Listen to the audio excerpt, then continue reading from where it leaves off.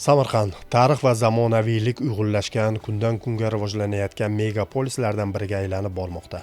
Aholi sonining o'sishi, sayyohlar oqimining ortishi shaharda jamoat transport tizimini takomillashtirishni taqozo etayotgani ham bor gap. Bugungi kunda Samarqand shahrida jamoat transportining asosiy qismini zamonaviy avtobus, elektrobus, tramvay va mikroavtobuslar tashkil etadi. Yo'lovchilarga xizmat ko'rsatayotgan yangi rusumdagi avtobuslar ekologik, toza, qulay va xavfsiz bo'lib, shaharning asosiy ko'chalari hamda chekka hududlarini bog'lab turibdi. Ma'lumotlarga tayanadigan bo'lsak, Samarqand shahrida aholiga qulay bo'lgan jamoat transport tizimi yaratilib, so'nggi yillarda 300 ga yaqin zamonaviy avtobuslar xarid qilindi. Ushbu avtobuslardan 100 tasi ekologik xavfsiz bo'lgan elektrobuslar hisoblanadi. Samarqand shahrida aholiga sifatli transport xizmatini tashkil etish maqsadida transport bosh rejasi ham ishlab chiqilgan. Ushbu bosh rejada 43 ta yo'nalish shakllantirilgan bo'lib, shundan 22 ta yo'nalishi O'zbekiston Respublikasi Prezidentining 2023-yil 16-fevraldagi jamoat transport tizimini isloh qilish chora-tadbirlari to'g'risidagi qarorning ijrosini ta'minlash maqsadida brutto shartnomasi tizimiga o'tkazilgan. Quvonarlisi, shahar va shahar atrofida istiqomat qiladigan aholiga bugun zamonaviy elektrobuslar xizmat qilib kelmoqda. Ularning ishlash tartibi va doimiy xizmatga shayligi ham muhim masala hisoblanadi. Elektrobuslarni saqlash va ularni doimiy texnik shay holatda bo'lishini ta'minlash maqsadida yangidan avtopark ishga tushirildi.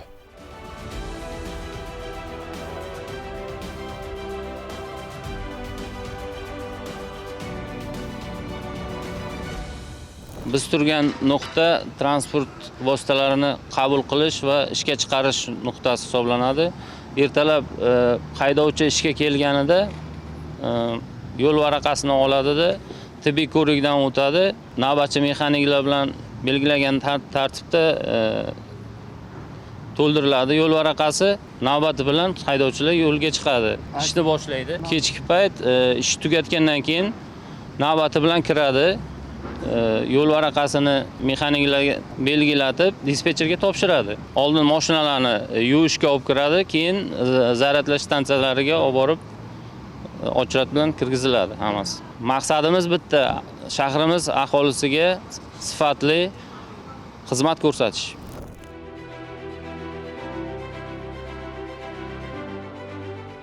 Albatta, mazkur jamoat transportini doimiy mexanizm sifatida aniq ishlashi uchun bir qancha omillar zarur. Shulardan biri bu zaxiraning yaratilishidir. Samarqand yo'lovchi trans davlat muassasasi bu jihatlarni ham inobatga olgan.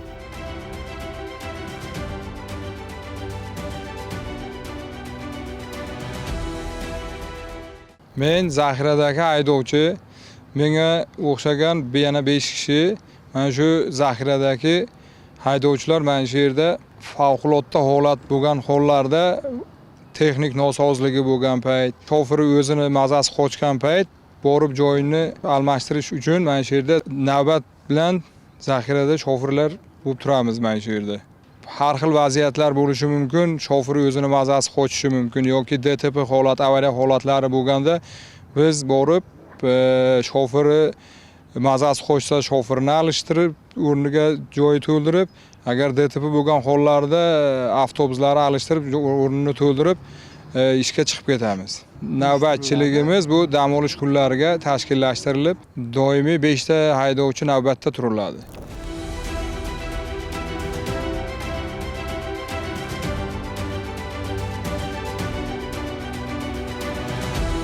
Xo'sh, aholiga sifatli xizmat ko'rsatish uchun elektrobuslarning qaysi jihatlariga e'tibor qaratish lozim?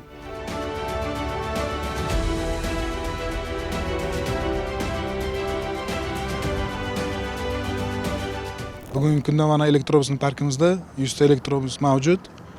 Shundan 80 tasi yo'nalishga chiqadi. Ko'rganingizdek mana 19 ta kepda turadi. Bularga texnik xizmat ko'rsatamiz. Filtrlar tozalanadi, ertaga kunga yana tayyor bo'ladi dedi. Zapasda masalan yo'lga biron muammo bo'lib qolsa, shopir bor, shopir chiqib yo'nalishdan o'zgartirib keladi. Biz bu yerda remont ta'mirlab, yana ertaga kunga tayyorlab qo'yamiz.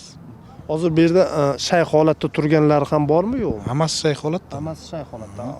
Bironta bir hozir o'sha elektrobusni yo'lda buzilib qolgani bo'lsa kerak, bular zaxiraga chiqariladi. Zaxirada shopirimiz bor. Borib yo'nalishdan olib kelib, bunisi olib borib beradi. Maqsad yo'lovchilarga xizmat ko'rsatish maqsadida zaxirada mashina saqlaymiz.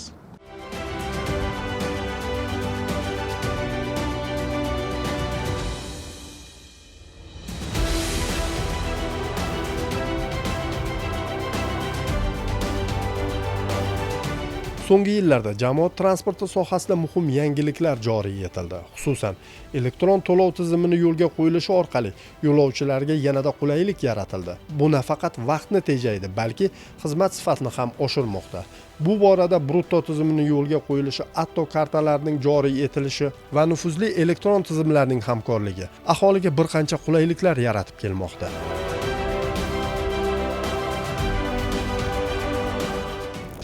Avtobusdan foydalanish men uchun qulay. Avtobusda kartada yechiladi yoki xohishga qarab naqdda yechiladi. Kartada yechilganda arzonroq. Birinchi avtobusdan ikkinchi avtobusga o'tganda arzonlashadi. Agar uchinchi avtobusga chiqsa tekin bo'ladi.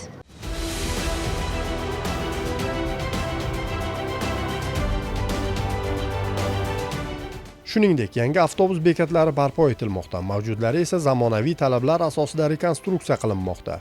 Bu esa yo'lovchilarning xavfsiz va madaniyatli harakatlanishini ta'minlashga xizmat qilmoqda. Mutaxassislarning ta'kidlashicha, jamoat transportini rivojlantirish, shaharda tirbandlikni kamaytirish, atrof muhitni muhofaza qilish va aholi turmush sifatini yaxshilashda muhim ahamiyat kasb etadi.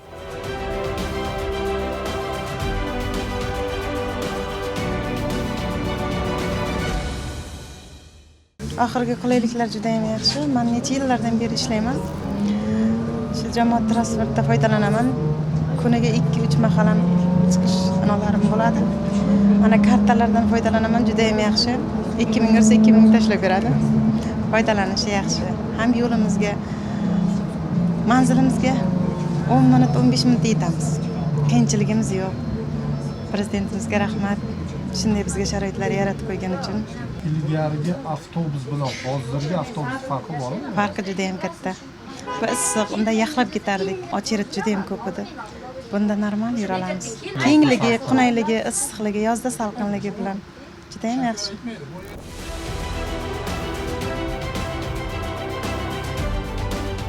Samarqandda jamoat transporti deganda ochiqchasiga aytishimiz kerakki, bundan bir necha yil ilgari ko'z oldimizda baqiroq chiptachilar va bir-birini quvib yurgan avtobuslar ko'z oldimizda gavdalanardi. Bugungi tasvirlar esa buning mutlaqo aksini ko'rsatmoqda.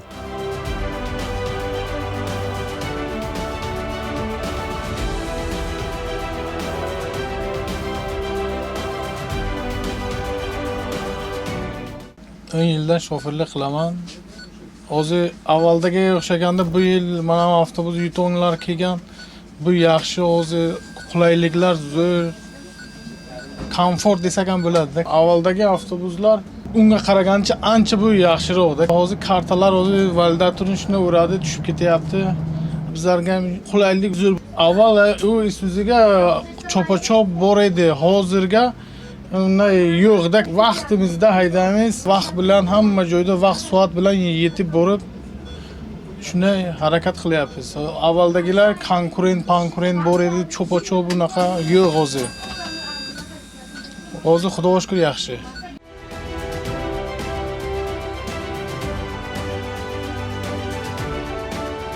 Ha, rivojlanish bor, ammo juz'iy xato va kamchiliklar ham mazkur sohada yo'q deb ayta olmaymiz.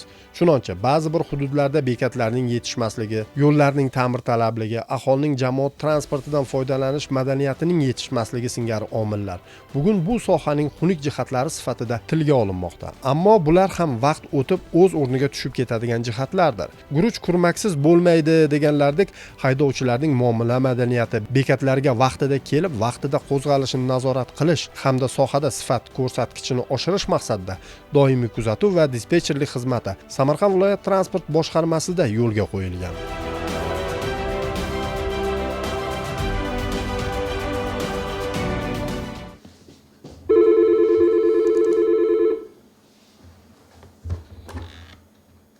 Alo, assalomu alaykum. Avtomatlashtirilgan dispetcherlik xizmati eshitadi.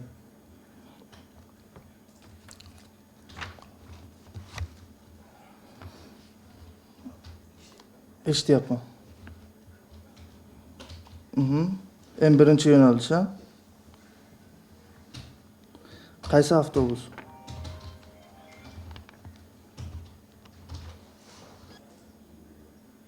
Eshikni ochmadimi?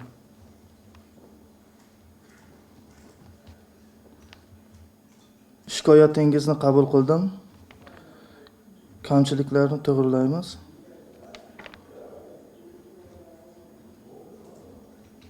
Rahmat.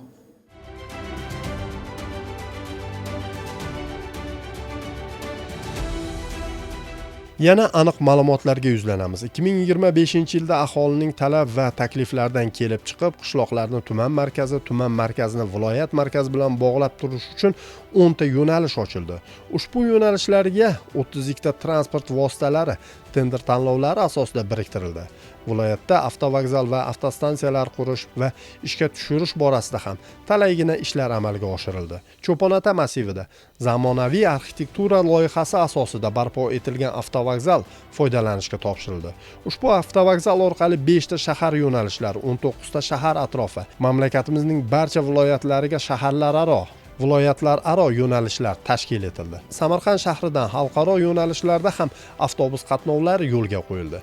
2026-yilda ham Samarqand transport boshqarmasi o'z oldiga ulkan maqsadlar qo'ygan.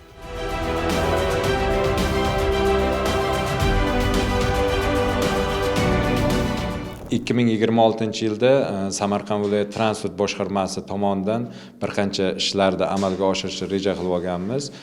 Bugungi kunda mana shu Samarqand shahrida hozirda bosh rejaga asosan 22 ta yo'nalishlarimiz birorta shartnoma asosida xizmat ko'rsatayotgan bo'lsa, 2026-yilda ham yana 10 ga yaqin yo'nalishlarni birorta shartnomasi asosida o'tkazishni reja qilganmiz va eng bu yerda muhim masala shundaki, mana shu yashirin iqtisodiyotni oldini olish maqsadida biz barcha shahar avtobus yo'nalishlarini shu naqd puldan voz kechib elektron tizimga o'tkazishni reja qilganmiz. Bundan tashqari Samarqand shahridagi barcha mana shu avtobus bekatlarida biz infokioskalarni o'rnatishni ishlarni boshlab yuborganmiz.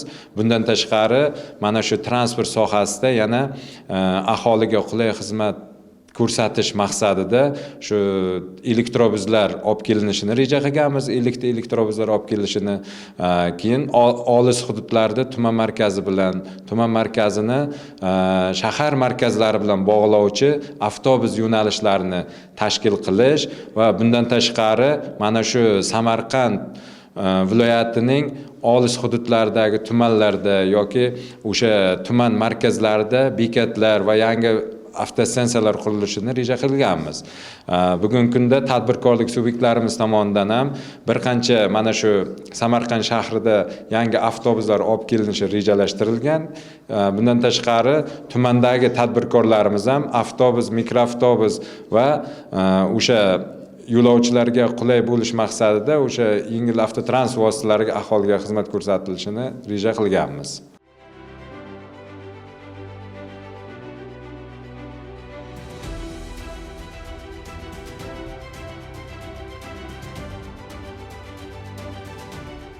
Shu o'rinda bir ma'lumotga e'tiboringizni qaratmoqchimiz. Dunyoda jamoat transporti eng yaxshi rivojlangan davlatlardan biri bu Yaponiya sanaladi. Aniq vaqt, elektron to'lov tizimi, qulay yo'nalishlar va transport vositasidagi qulayliklar Yaponiya jamoat transportini jozibadorligini oshiruvchi omil sifatida e'tirof etiladi. Samarqandda mazkur sohaga mas'ul bo'lganlar esa dunyo tajribasini o'zlashtirishda ham bir qancha sa'y-harakatlarni amalga oshirgani e'tiroflidir. Bir so'z bilan aytganda, Samarqand shahrida jamoat transporti yo'nalishlarini yanada kengaytirish, harakat intervallarini qisqartirish hamda zamonaviy transport vositalarini ko'paytirish Ko'hna kentda qulay va barqaror jamoat transportiga ega shahar sari ishonch bilan qadam tashlanmoqda.